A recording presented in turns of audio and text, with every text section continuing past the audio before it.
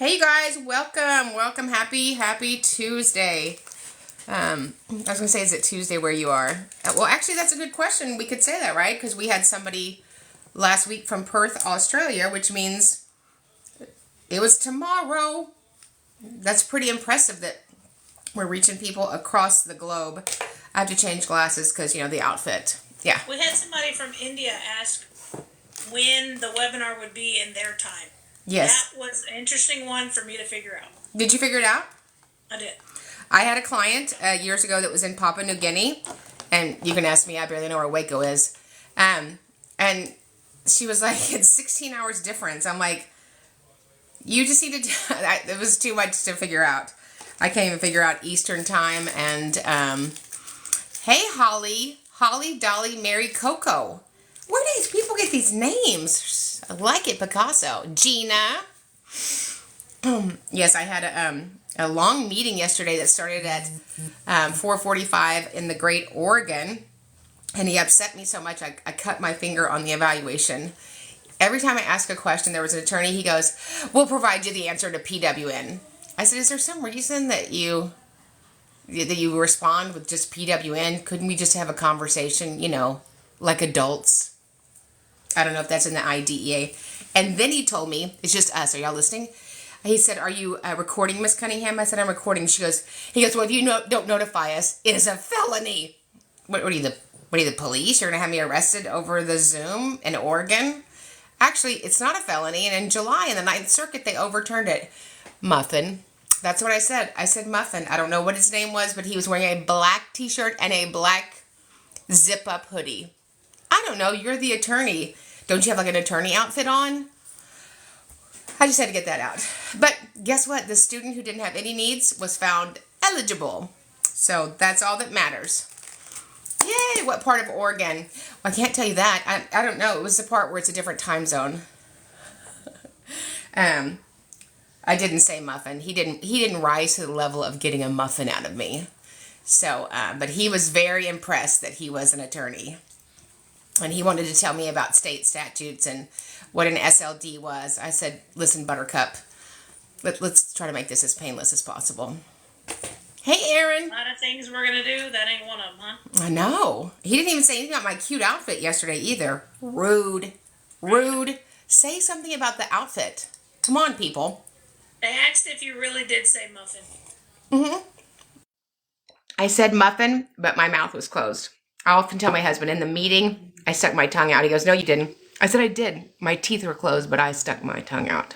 Now, it was a typical school district trying to manipulate two very young, amazing parents. And I wasn't having it. Well, I wasn't having it. I certainly don't have it on a Monday of my 7 IEP meetings yesterday. So, great way to start a Monday. So, all right, we have 10,000 people on. Let's do this. Who's my leader? So many children on my little screen. We have our very new to our team, who we love, Travis, is going to start us off tonight. Travis. Yay. All right.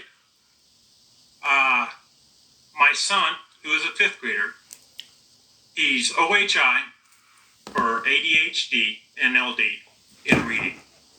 Got expelled because one day he was in trouble for not doing his work. And it really upset. And they were supposed to call me when he asked. That did not happen. He was turning lights on and off and making noises in the office. And when the assistant principal stepped out of the room, the assistant principal said that he made a threat towards the school. This incident put him over his 10 days allowed for OSS because of a earlier incident in the year where he ran out of the school building with his cell phone to get in contact with me. My son did not receive services for the entire month of December. What should I do? Oh, I think you should get an advocate. So,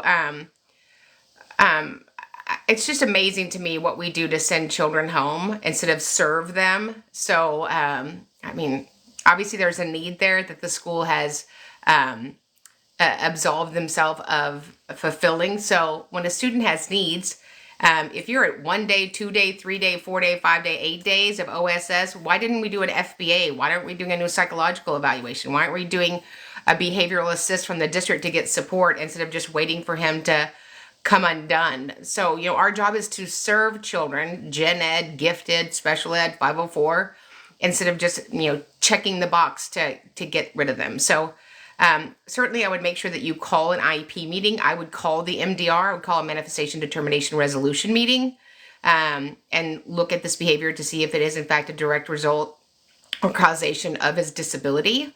I would stop the shenanigans. I would also request that somebody from the district level is at your meeting.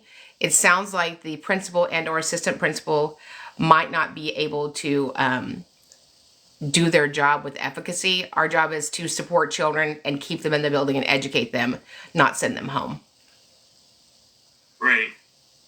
The next one says, I have 2 autistic children, one in 2nd and the others in 4th. I am fed up with fighting a special education director. My 2nd grader has no academic goals, is on grade level. However, when I have tried to get him put in a regular classroom instead of, FMD, I get shut down. How can they do this? Also, my 4th grader goes to regular class maybe 1 or 2 days a week for about 30 minutes. The KSA is denying him alternative testing, but he isn't getting any real classroom time. They don't teach him things that will be done. Bad braille. Test in FMD. How can I get him more time in the class? So, you have to go back to the table and look at the IEP. So is the IEP, the school district and the team members, including the parents, have a duty to write an IEP that makes able the student to make progress in light of their unique circumstances. And additionally, they have to write ambitious, appropriate IEP goals. It sounds like neither one of those are in place for either one of your kiddos.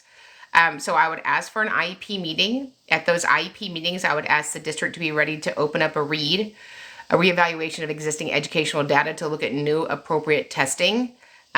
But just telling people no, it does not work. I think a lot of times parents or the guardian gets into these conversations and or emails where they're just told no. Make sure that you're having conversations in one setting in an IEP meeting. The only things that are legal are what happens, what is discussed, what is agreed upon at an IEP meeting. And then, if you are not getting the results that you think are appropriate for your child, ask for their written response in a PWN. So this is what I would say. Anything I would ask for, I would say, should you choose to deny me XYZ, testing, new goals, appropriate least restrictive environment conversation, please provide me that denial in a prior written notice by close of business. You've got to be in legal meetings, you have to be recording, and you have to make sure that somebody is taking appropriate deliberations. Even if that district doesn't take deliberations, at the end of your meeting, I would have one of my advocates or the people that I train to then write an email back and say, this is my recollection of the events of today's meeting. Great. My friend, no, I skipped one. 2nd grader with Down syndrome, ID and speech and language delay are the first 2 eligibilities. Mom wants testing to add music therapy to the IEP. LEA says it's not a service in New York State. What's mom's next step? Well, obviously, you need to take a bar of soap up to the school and wash their mouth out. That's what my grandmother did in 1972, because they're not telling you the truth. Music therapy, of course, is a related service under IDEA. And every state, even New Hampshire and New York, could provide music therapy. So they may not have a music therapist on staff, but certainly that's provided privately. The evaluation can be done privately. So you're just getting misinformation. I'd call it a lie. We call it lying here in Texas. I don't know what y'all call it. But that's unfortunate. They are misrepresenting the truth. So I would email back and say, I think that you are misrepresenting the truth. And I would reach out to the director and make sure that you're getting that appropriate evaluation to see if your student does, in fact, need the related service of music therapy to benefit from his IEP. Okay. My friend has a child, 16 months, with a very rare and very serious skin condition. She has open sores that often become infected. She currently receives OT and PT at home. When should you recommend she get an advocate? And do you have anyone in mind? Yes. So we have 8 full-time partners beside myself, and they are all personally trained by me. They are amazing, and we advocate from the Kodiak Islands. I was on a Kodiak Island Zoom earlier to Miami and all the places in between, serving kiddos that are being tested for 504 and or special education. But you need an advocate when you are in over your head. Unfortunately, that's pretty quickly. So certainly if that's something that you need, we do a number of things. We do records reviews and give parents and families next steps and recommendations, all the way up to representation in federal filings. Okay. I have a question about one-on-one aids. If you have a moment to answer back. Yeah. I'm interested in your thoughts on a one-on-two aid for 2 nonverbal children starting kindergarten. Both have AAC devices that need to be modeled throughout the day, as well as bathroom assistance due to them both being in pull-ups. Both sets of parents are interested in having the children paired together to share an aid. It has been extremely helpful for them to be in inclusion classrooms with typical peers instead of a strictly SPED environment. So, I mean, I think if you would need an aid, you need an aid. So when I serve a child that has a VOCD, I'm always tracking towards getting that student a full-time communication partner. Write that down. I'm tracking towards getting them a full-time communication partner. AAC, alternative augmentative communication, is the same thing as sign language, right? And so if you had a child that signed, you would have somebody signing to them. You wouldn't expect for the staff members to do that. And so the specificity and the importance of using AAC or VOCD with fidelity is so imperative for these kids to have equal access. So I request to have a full-time communication partner, which is different than an aid. An aid can be delivered by any amazing staff member, but a communication partner has a duty, onus, and responsibility to be able to access and provide that student communication in the same symbol system as their VOCD. So I think that if you have a para or an aide that can be trained to be that communication partner, you'd have a great fit.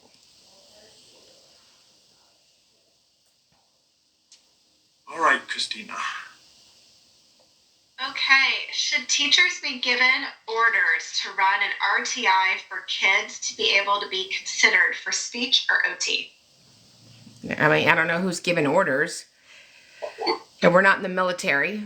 So we just had a training a couple weeks ago in the academy about important OSEP letters. So there's an OSEP letter, January 2011, that is from the federal government, reminding them and cautioning them that we do not use RTI to stop evaluations for kiddos for a 504 or an IEP or in place of, nor does it have specific parameters of you have to be an RTI for so long. So this is what I would say. If a student rises to the level of needing RTI and there's not a very quick turnaround, I would ask for a full individualized evaluation for special education related services. And let's also include that RTI data, MTSS, SST data, while we're doing the evaluation. Excellent. Can a district conduct an FA during the evaluation for a 3-year-old and use only that trial for a bit? Can they conduct a what? An FBA. So I wouldn't. Yeah, I wouldn't imagine. So an initial evaluation, you certainly could conduct an FBA. However, they're not in your school yet, so I don't know where you would be conducting that FBA. I'm going to assume the child is about to be considered for ECSE, early childhood special education. So you would want to know what is the function of that behavior in a school setting. So certainly you might get information as you're doing a psychological evaluation or emotional behavioral evaluation to see that they're going to need behavioral support. I would prefer that we put a pin in it and then do that FBA once the student actually starts attending that campus. Okay.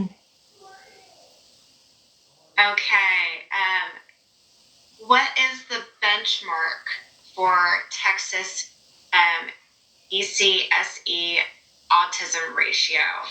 How should a committee determine the ratio? Committees do not determine ratio. Committees do not determine staffing. And there's no statute that I know of any state that talks about that with specificity. There's some general recommendations. I don't know that they're legal or illegal if you go over them. But of course, autism is a spectrum. The criteria for ECSE is at minimum, you're going to have a student that has a speech impairment. So that wouldn't be unusual if you had a child that had the eligibility of autism. But it just depends on, I always say how many adults and how many children are in the room.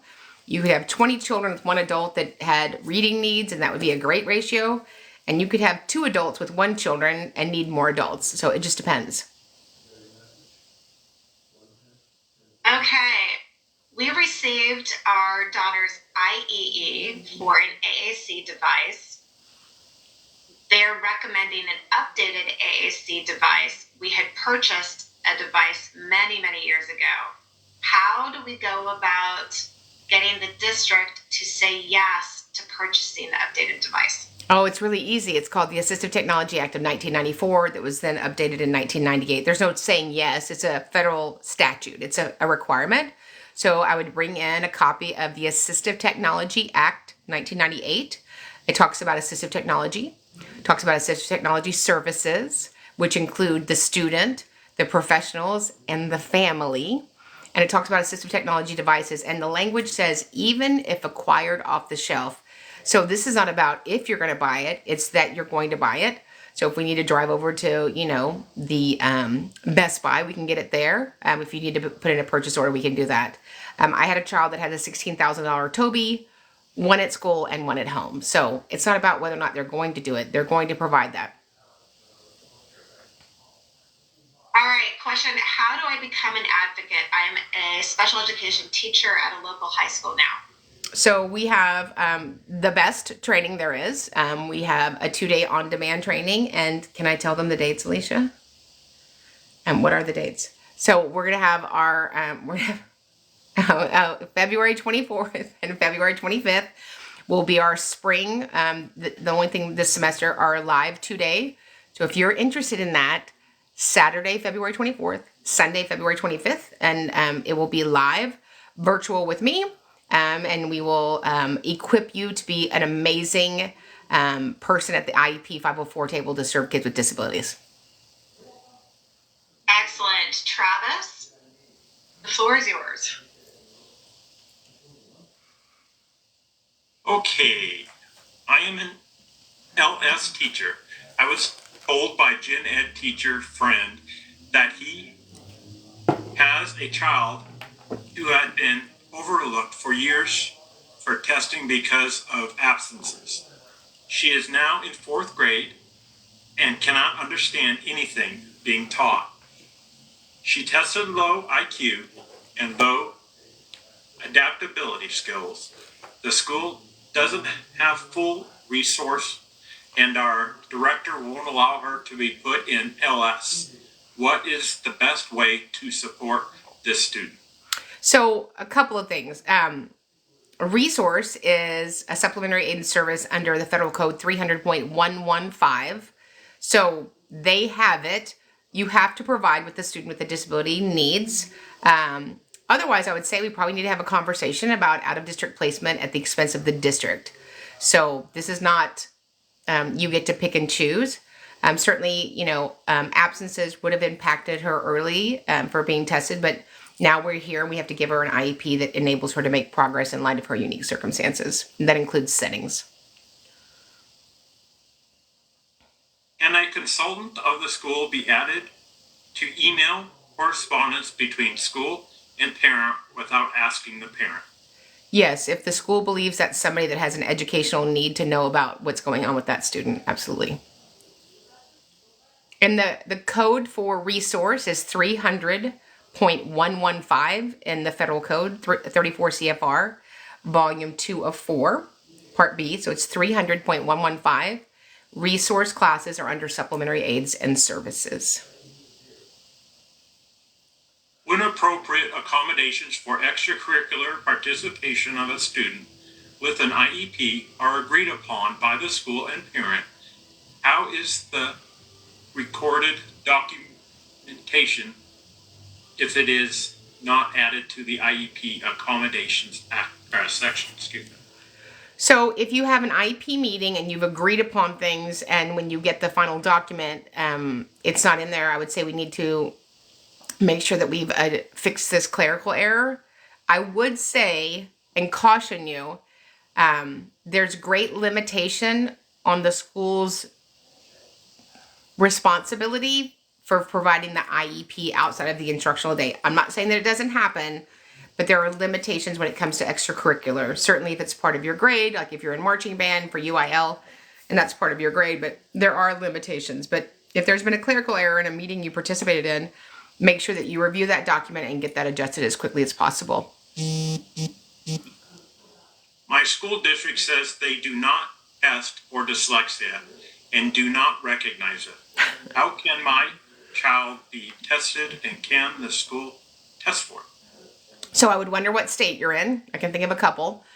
So whether or not your school tests for dyslexia, I would never, ever, ever, ever, ever, ever ask for a child to be tested for dyslexia. I said it. I would never ask for that. Why? Because that limits what we're measuring, right? So there's 4 areas that can rise to the level of being an SLD in reading. Dyslexia based on the acuity, basic reading, reading fluency, and reading comprehension. So when I'm asking for testing for a student cognitively, I'm going to ask for a formal cognitive test to include all 7 Gs, all brain skills. And then additionally, I'm going to be asking for formal achievement to include the basic reading, writing, and math. Additionally, I want to add LC and OE, listening comprehension, and oral expression. And that will cover everything. I have twins in the 7th grade who are reading at 1st grade level independently. They have been on IEP since kindergarten, but show RSP intervention since 2nd grade. They were diagnosed with dyslexia at 8th grade, or 6th grade, excuse me. What would I need to ask the school district to have my twins placed in a non-public school like blank so they can be academically ready for high school? So, I mean, you have a unique circumstance there, right? So your first, argument is that your students are being denied a free, appropriate public education. I think if it was me, and I would look at getting representation, and maybe consider mediation with the school district, because out of district placement for a non-public day school is usually predicated on a student has an emotional, behavioral, or physical need that student can't be kept safe in the district. I'm not saying that it doesn't happen, but we certainly want to give the district a chance to rectify that inside of the district. Christina?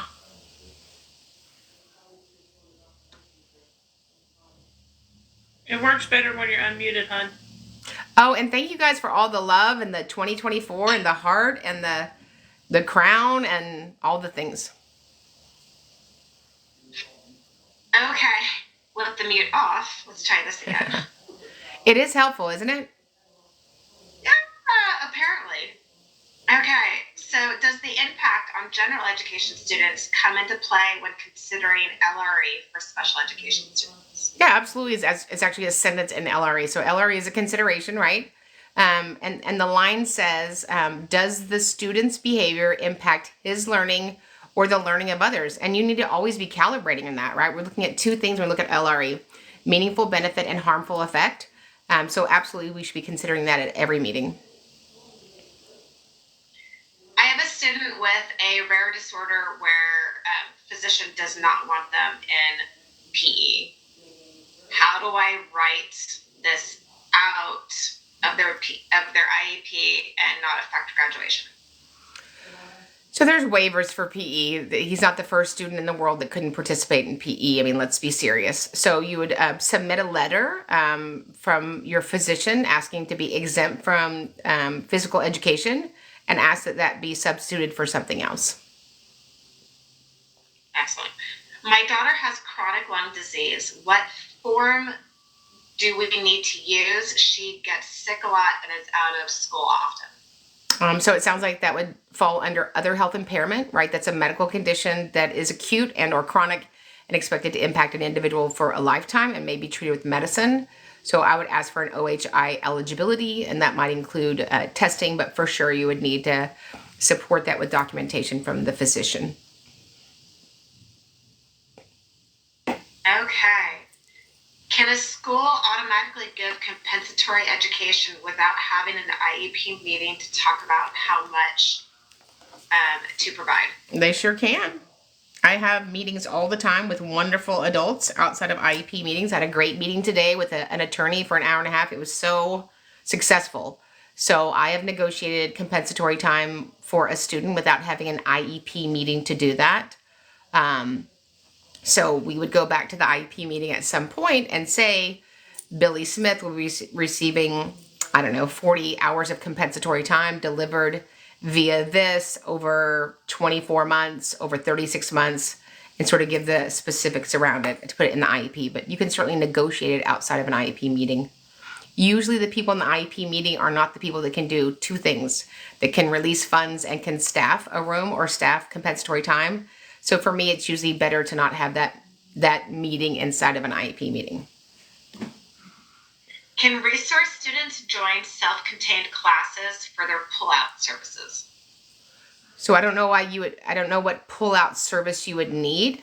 A pull-out related service is going to be a special ed setting. I wouldn't imagine that an occupational therapist is using a self-contained setting to deliver their related services. But certainly, I can't think of a situation that would be appropriate. All right, and then question I have, my son is on a 504 due to cystic fibrosis. Mm-hmm. He's a senior and honor student, but he is out sick often and missing classes. So tell me what the question is. I have the rest of it. Okay. You have the rest of that? Email too, yeah. Perfect. At the end of November, he got COVID and then the flu, and all of this flared his breathing up, and the doctor put him under doctor's orders to stay home. Yeah. He was out of school for almost 3 weeks. The teachers all sent the assignments and accommodated his learning during this time. One teacher refused to send the work and said in class that he was looking forward to failing my son. I went to school the next day to discuss this matter and found out that this specific teacher was unaware he was on a 504 plan. What steps do I need to take? I was speechless. Well, first of all, whether you knew that or not, you probably shouldn't have a job working with children. You probably should take a manners class. And that's just an awful bias that you said that you're looking forward to failing a child. You probably should work somewhere where children can't be failed by you. But I certainly would take it all the way up to the top. I would ask the 504 director to rectify that situation and to waive any grading during that period, since that teacher was looking forward to failing my son. All right. Jolly wanted to say, I've worked in special education for 20 years and I've learned so much from these. Thank you so much. Oh, good. Awesome. We love that. All right, Travis, are you ready to take the mic? Yes, ma'am. All right. My son is in 5th grade, has a 504, and has 2 teachers, both attending our meeting prior to the start of school. We called for a meeting back in mid-November due to some issues. The teacher whom the issues are with declined the meeting. Who is required to attend a 504 meeting? So, this is one of the reasons I am not, nor am I ever going to be a fan of the 504 as an educational product, right? So the pertinent members that work with the student should be at the 504. Certainly, if there's a concern that teacher needs to address specifically, we would ask that they would attend, and that the school provide coverage for them so that they could attend. Okay. How much extended time can an IEP high school student get in PA? Does it go by class minutes or days? I mean, you get whatever extended time is appropriate. I certainly don't want to give a student so much extended time that it snowballs on them. So, I mean, I wouldn't have extended time go past one instructional day. Okay. I have a third grader who is dyslexic. She is on a 504 for reading. Now they want to also give her help in math, but they keep saying she is not improving, but they have high hopes she will get better. What do I do? I feel like she is not getting enough support. Yeah, we don't educate based on hope. We educate based on data. So the data, if your child already has an identified reading need and they are now struggling in math, which is not uncommon, then I would ask for a full evaluation in all areas to include speech and language, to include pragmatic, sociological, medical, physical, a full psychological evaluation, a formal cognitive evaluation to include all 7 Gs, a formal achievement evaluation to include reading, writing, math, listening, comprehension, oral expression, and of course, any related services and or adaptive behavior. The thing that we don't do is wait.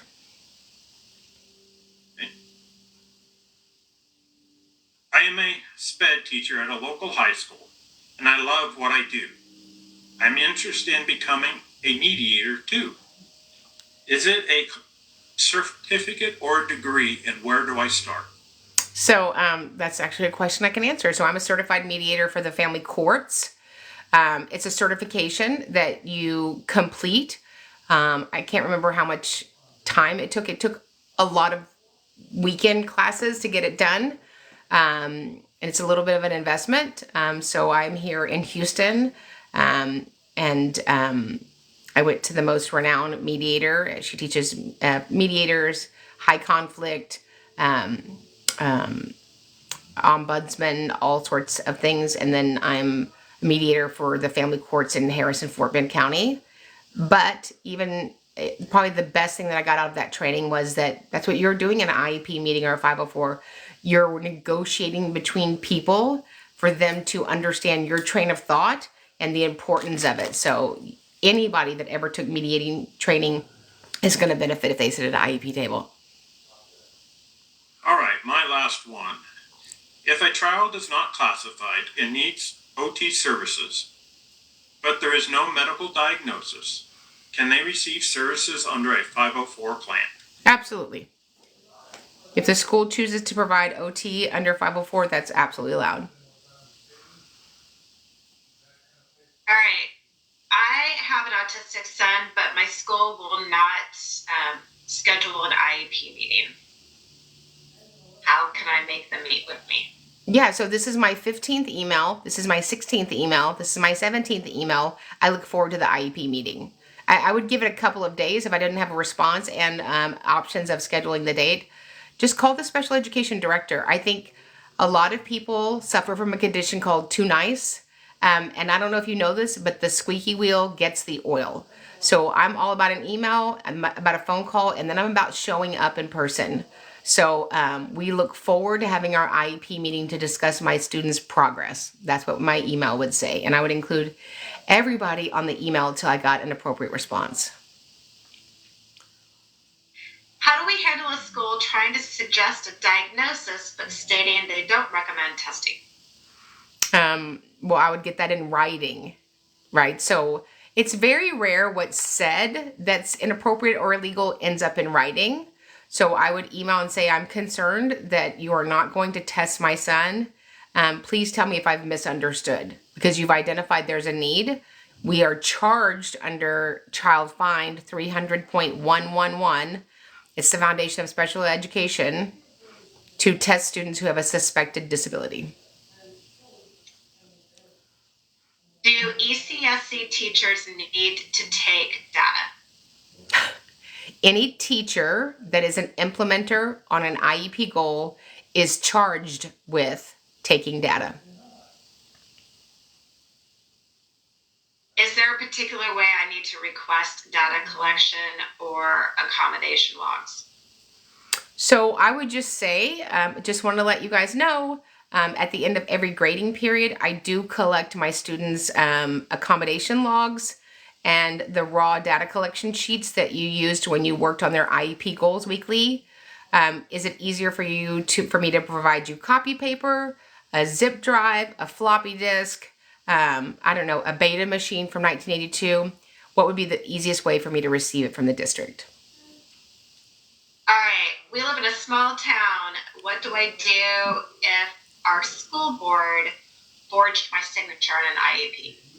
So I don't know why a school board member would be at an IEP meeting. I actually won a very large federal Office of Civil Rights case for a client that didn't speak English, and they forged her name. The problem with forging somebody's name is the signatures don't match, and it's not hers, and she never attended the meeting. So that's a problem. Yeah, that's breaking the law. Can we request dictation for an IEP meeting for our deaf teacher? I think that you are able to enact ADA, and so anybody that's participating in that meeting that needs those accommodations to be a full participating member, absolutely. Okay, and we usually get this question in reverse, but now this question regarding angel sense and similar devices coming from a teacher. What do I do as a teacher when I find out a student with an IEP is bringing a recording device to school? Oh, it's a slippery slope. I certainly understand the parent's position. Usually my parents that are using it, which has no input from me either way, that is not my business. That is not my child. The parents that I've ever served over these last almost 3 decades, they're doing it because they're afraid for their safety. They're not listening to see if there's been, especially design instruction listed. If I was a teacher, and I'm not, God bless teachers, I would probably as discreetly and gently reach out to the parent and ask them to not send that device, and would they be open to not sending it? And then based upon that, you'd have to decide your next steps.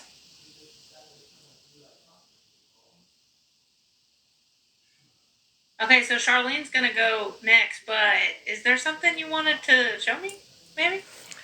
Yes, these letters that we got from our friends at the U.S. Department of Education Office of Civil Rights. We have opened 2 complaints for Calcasieu Parish. It's a wonderful entity in Louisiana that didn't implement 2 of my clients' IEP, didn't implement their minutes, and didn't implement their accommodations. So, whoop, whoop. And that's from October of 2022. So I love the Office of Civil Rights. I know that it's hard to wait because it's a slower process. But I'm sure we keep ours the busiest because we are in Region 6, Texas, Louisiana, Mississippi, and we are struggling to implement IEPs with fidelity. And so I'm very thankful for the investigators at the OCR. And as the parent, I'm very thankful for you. Okay, Charlene, take it away. Take it away. I guess it'd be nice if I was off mute as well. Okay, so first question is there a possibility of getting a gifted student with ADHD and autism an IEP? School is denying after an FIE. Yeah, I had a student that I served that was ended up being the salutatorian. She was gifted, but she had needs, and she had an identified disability once we did the testing. So hers was around adaptive behavior. She had a unique behavior that would present when she was really focused and working, that we needed to mitigate so that she could have gainful employment, independent living, and further education. So you could be the valedictorian, you could be the last person in your class and might be in need of an IEP.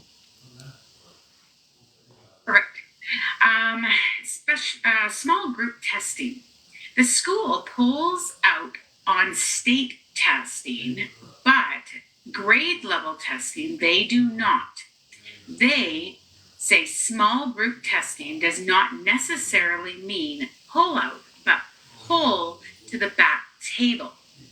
My question is, this isn't offering the best testing environment for the kids who need a small group. So, couple things. If your child is getting small group testing on the state test, they have to have been given that as a daily accommodation. You cannot get a state test accommodation if it's not a daily accommodation.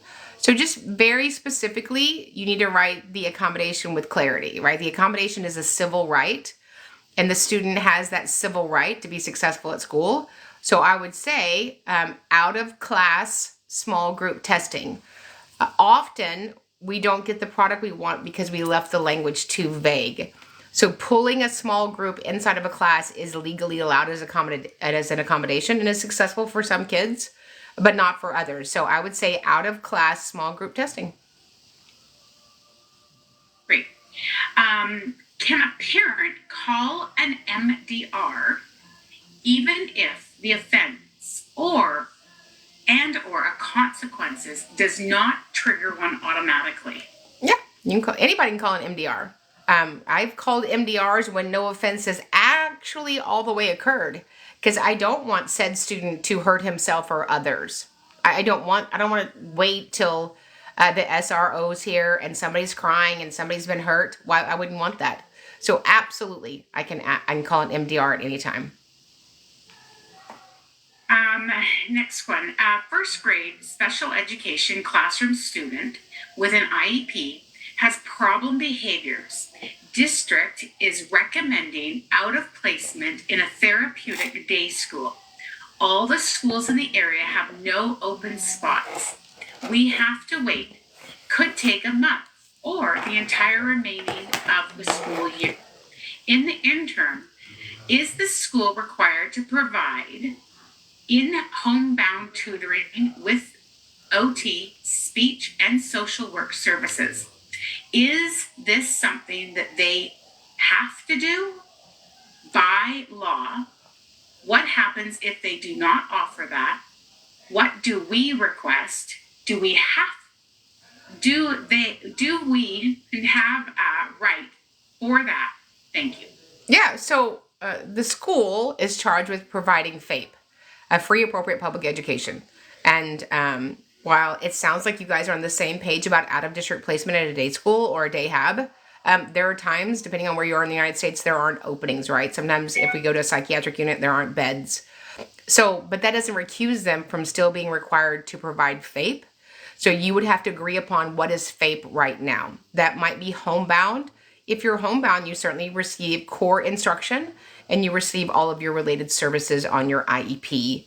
I've had kiddos that were in very rural states and they needed out-of-district placement and it wasn't open, and they were delivered their instruction at the district building until an opening became available. So the school is still charged with delivering a free appropriate public education. Perfect. Can you look at expulsion for a special education student?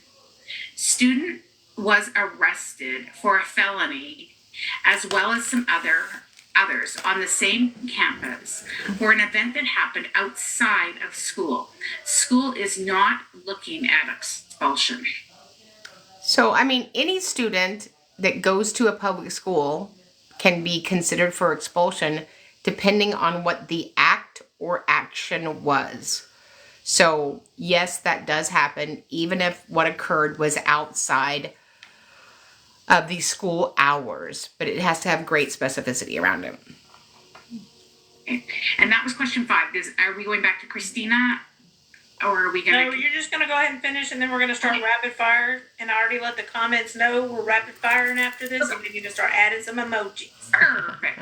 Okay, if my daughter, who is on an IEP for SLD and ED, and is going to a special active school needs more adult support, how does the parent go about getting that for her?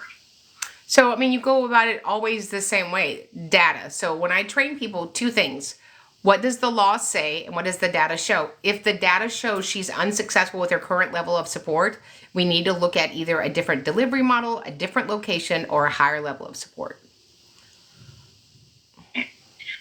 I just got an email from the 504 coordinator saying that the school is now doing biannual 504 meetings instead of yearly. She emailed the current 504 plan to me, which already I have from last year. Can the school do biannual meetings instead of annual? And is this their way of saying, I agree with the current plan, saying she's written this way, I agree with the current plan if I fail to request a new meeting? So yes, so a school can do whatever they email you that they're going to do. You can call a 504 meeting whenever you want. You can call an IEP meeting whenever you want. Again, these are parts of a 504 I do not like, right? There is such little support for the parent and the student in a 504.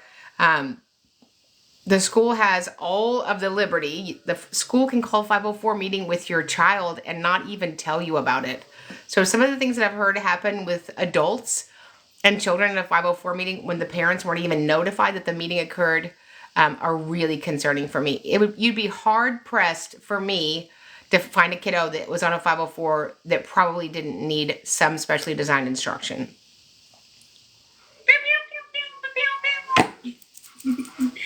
That scared me. I didn't know like if the timer was going off or my chicken pot pie. No, it's not that. It's just me. Ready for some rapid fire questions, boss? I'm ready. All right, I'm looking for here's the first emojis.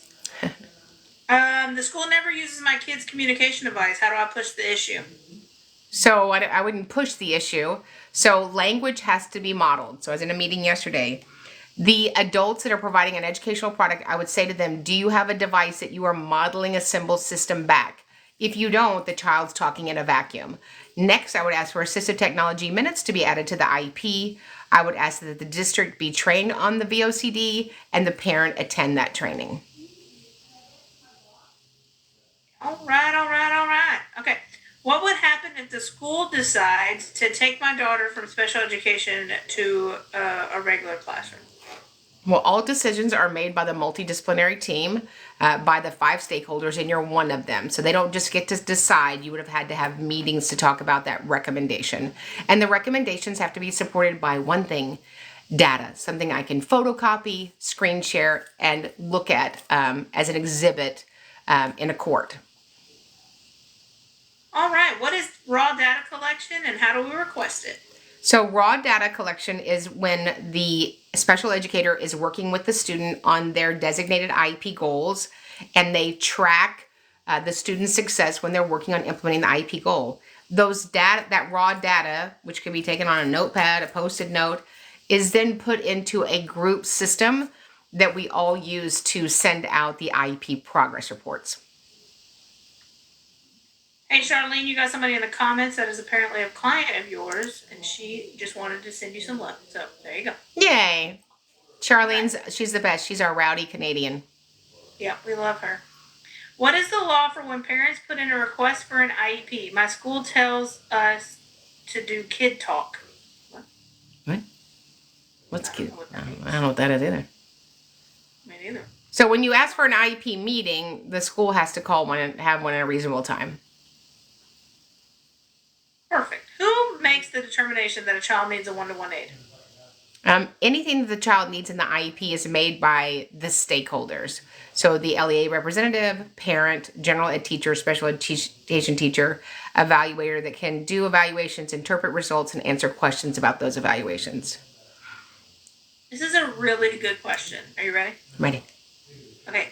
What if the majority of the committee agrees that the LRE is part-time, self-contained, but the parent doesn't agree? Then you would have a disagree IEP meeting. You'd be required to reconvene within 10 business days, depending on what state you're in. And then you would make the proposal again. When the parent disagrees with the school twice, whatever the school proposed then becomes the requirement of the IEP.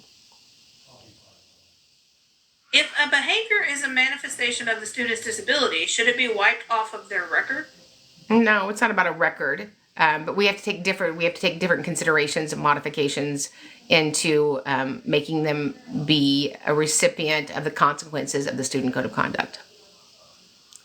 I like this one. It's like short and sweet. Diagnosis, migraines. Should I request a 504 or an IEP? Is an IEP even an option?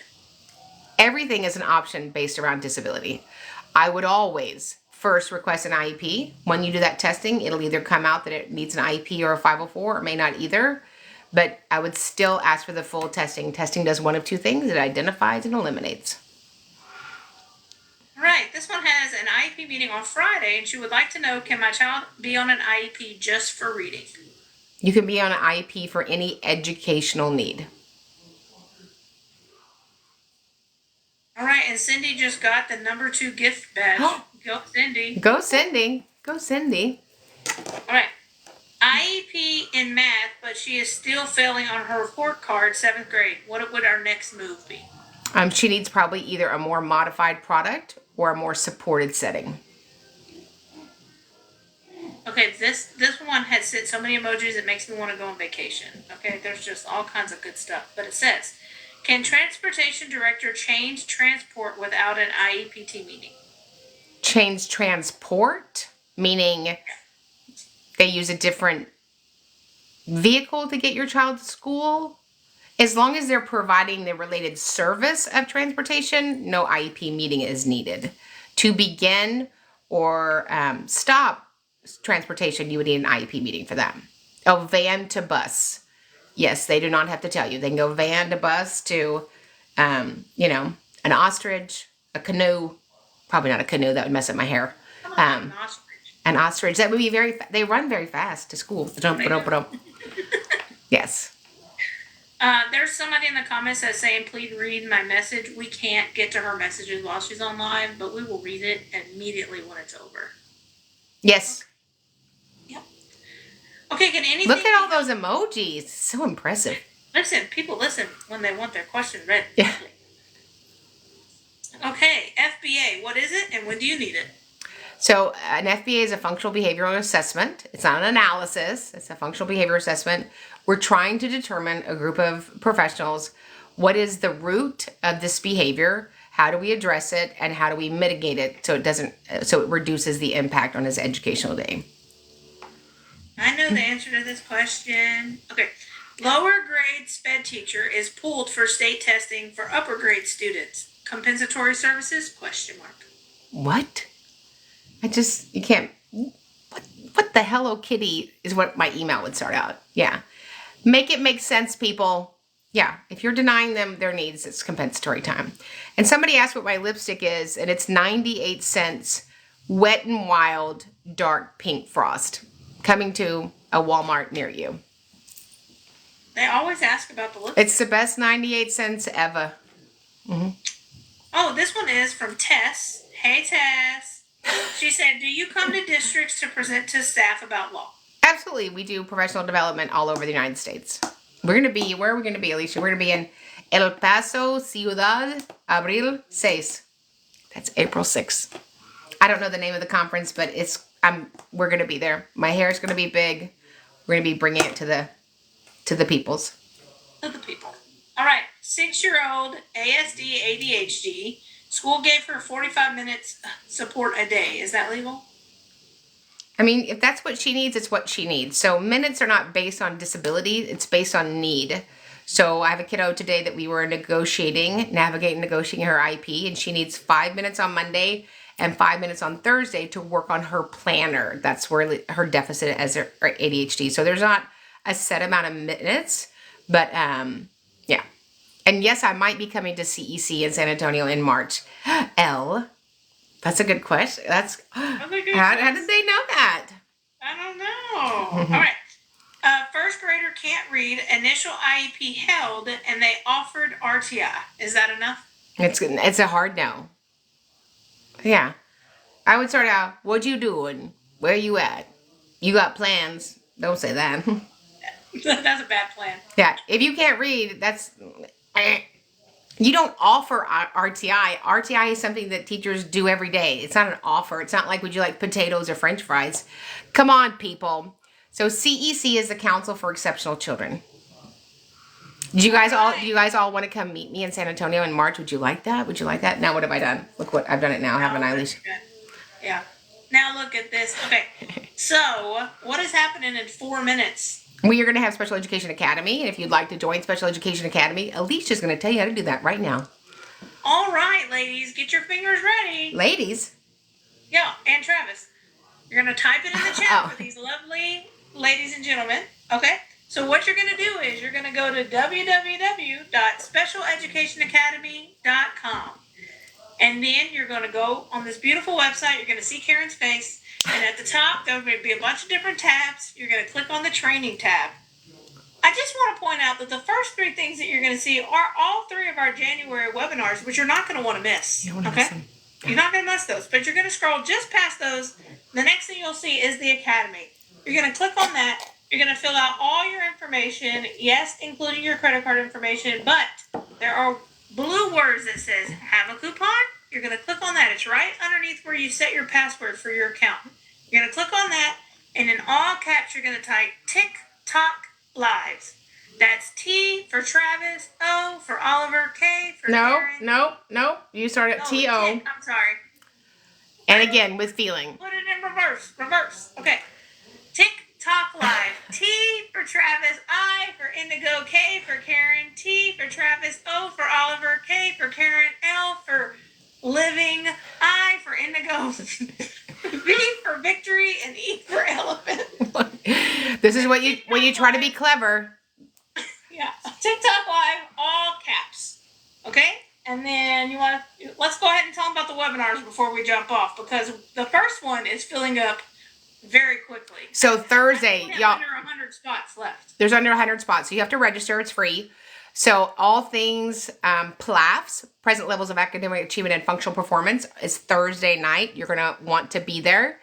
The PLAF drives everything good and right in the document. It should be 75% of your meeting, and we're going to teach you exactly what goes in there, what doesn't go in there, and how we write our present levels to then write a robust IEP to enable the student to make progress in light of their unique circumstances. So you can register in the link on TikTok, or send us an email at advocate@specialeducationacademy.com. And when we have another training... Okay, sorry.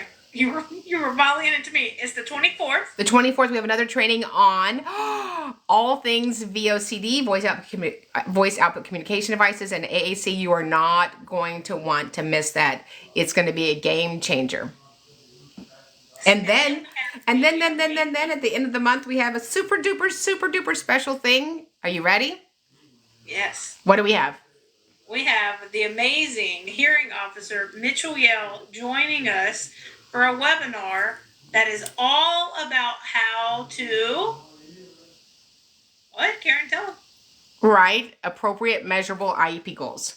Appropriate, measurable IEP goals. And he's a hearing officer, and he's going to, and mostly, we want to equip school-based members, but we certainly want to equip parents too, how to write a bulletproof IEP goal, not only so that you're not in trouble sometimes, but so that the student makes progress. So we love Dr. Yell. He's so gracious to share his time with us, and he's a rock star. So really get over there and register for that. That does cap. They all cap out at 500, and of course afterwards we open it up, and Alicia takes your questions until it's time for her to go night. So yes, you don't want to. So I just want to point out that please pay attention to what time each webinar starts, because they start at different times. So make sure when you're registering, it's either going to be 7 p.m. Central Standard Time or 6 p.m. Central Standard Time. Make sure you don't miss which time you need to be there. All of the registration links are on Karen's Special Education Boss Facebook, her Instagram. They're in her link tree in her bio on TikTok, and you can always find them on the training tab on specialeducationacademy.com. And as always, you can email us any questions that you have But unfortunately, this beautiful lady has to get off because she's a minute late for the academy. Well, hold on. Somebody wanted to know what brand of blush I'm wearing. It also is a very high investment from the Wet n Wild, something pink. It's fantastic. You could never have enough blush. All right, you gotta go, boss. Okay, bye. We'll see you guys in the next training. Remember, we get it right for the child. We get it right for everybody. And we are in Texas, and we're bringing the training to you. Coming to you soon.